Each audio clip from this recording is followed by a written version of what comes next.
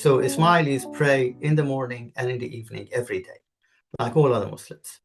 And their congregational prayers, their place of worship, which are called Jamatkhanas, which is exclusive to Ismailis alone. And I'll explain a little bit about why it's exclusive. Uh, uh, are places where they regularly go in the morning and in the evening every day. Now, on Fridays, it becomes a little bit more populated, so to speak. So the only difference that you find in Friday prayers, and that happens in the evenings, is that Ismailis gather together in larger populations. And of course, there is a social aspect to it, that you, on a regular basis, on a weekly basis, people get to see each other more frequently.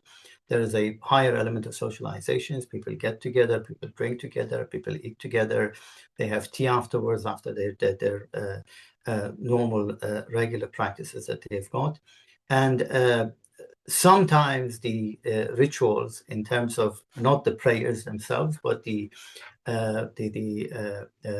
secondary or the peripheral ones which happen in between the prayers, may be a little longer. There may be announcements, there may be certain extracts of, I don't know, the speeches or the specific farmans of the Imam recited for the community. And that is something which is, again, slightly different from what happens on normal days. It's different on Fridays, it's different on days of festivals like the Eid al-Fitr, like Eid al-Adha, or like the specific celebrations of the Ismailis, which are the birthday of the Imam of the time and the date when the Imam of the time has acceded to the Imamate. This used to be during the time of the previous Imam, the late Khan IV, on 13th of December and on 11th of July. Now, from now on, these two celebrations are done on the 12th of October and also on the 4th of February, which is the date when the present Imam Shah Ibrahim al-Husseini, the 5th Al Khan, acceded to the Imamate. Now, on these occasions, and also there is one more, which is the first night of the lunar month, is also a day when Ismailis have got special practices, special prayers.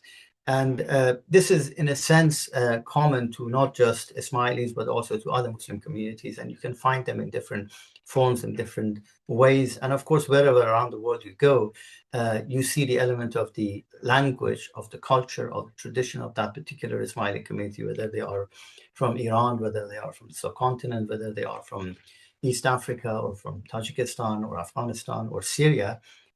You see elements of the local traditions, of the local cultures also added to it. But the very structure of it and the body of it and the standard format of prayers is pretty much the same in all of these communities.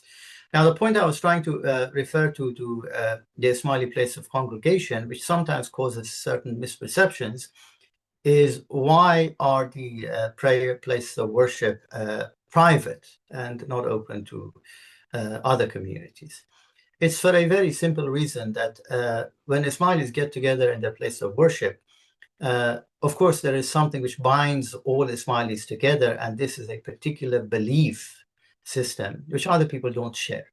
So if a non-Ismaili Muslim, or if a non-Muslim generally, attends those ceremonies, they will just be onlookers, observers. They're not participating in those activities.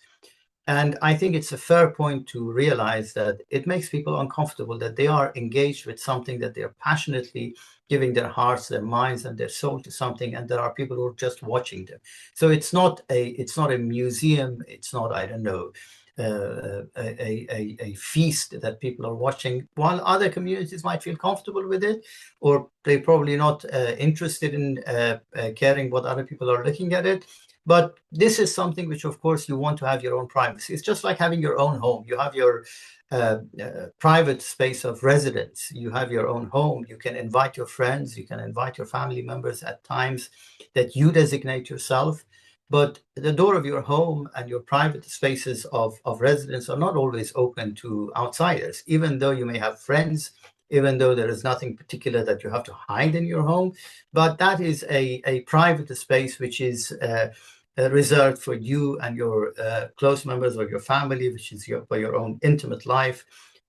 And I think that is the reason that people, that Ismailis around the globe have that specific, and only in times of prayers that they have it, because at other times the congregational spaces of Ismailis are open to non-Ismailis, to their even non-Ismaili spouses. So there is a much wider space of interaction between Ismailis and non-Ismaili Muslims and non-Muslims in general in those spaces. So that is a point which you also need to take into account.